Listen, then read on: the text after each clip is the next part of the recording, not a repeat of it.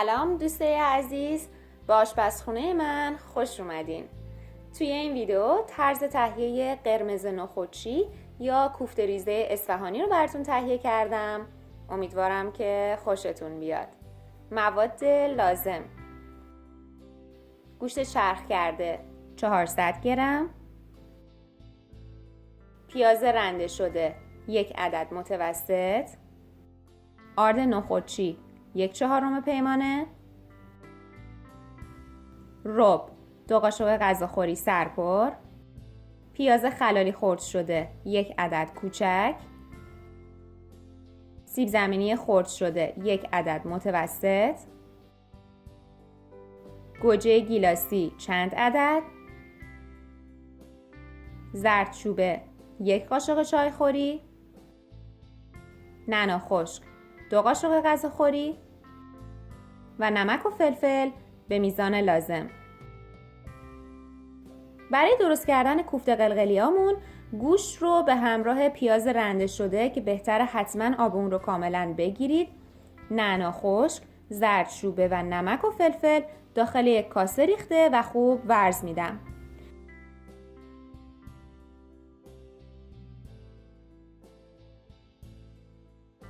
بعد از اینکه کاملا با هم مخلوط شدن آرد نخودچی رو اضافه میکنم.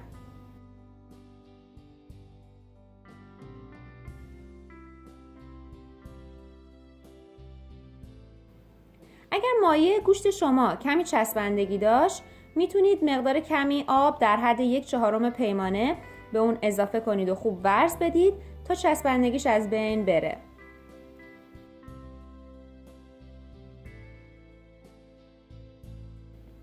حالا برای درست کردن کوفته قلقلیا از مواد به اندازه 1 گردو برمیدارم، کف دستم بهش فرم میدم و داخل یک بشقاب میچینم.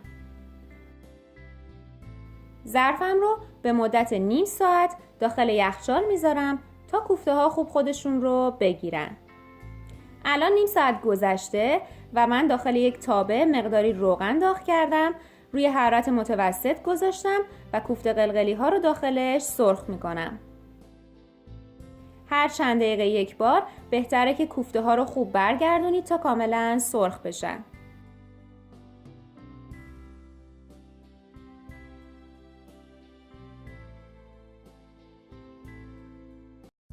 بعد از سرخ شدن کوفته ها داخل همون تابه پیاز خلالی رو خوب تفت میدم تا سبک و طلایی بشه و بهش زردچوبه و رب رو اضافه میکنم.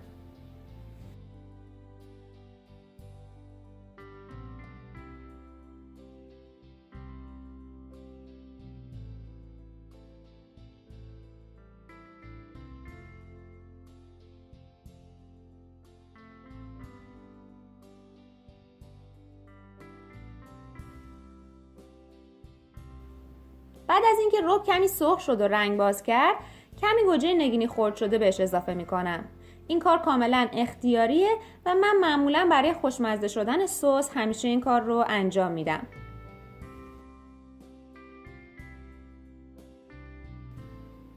نمک و فلفل رو میریزم و بعد 2 پیمانه آب اضافه میکنم و حرارت رو زیاد میکنم تا آب به جوش بیاد.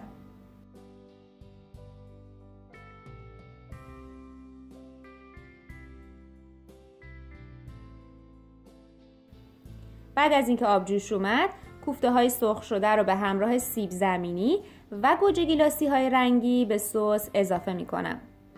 این نکته رو هم میگم که اضافه کردن سیب زمینی کاملا سلیقه‌ایه و شما میتونید اون رو حذف کنید.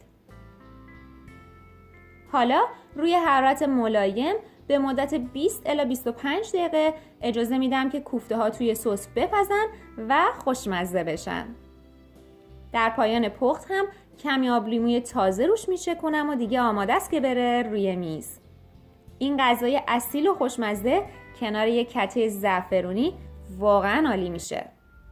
امیدوارم که حتما این غذا رو درست کنید و لذت ببرید. در ضمن لایک، کامنت و سابسکرایب یادتون نره.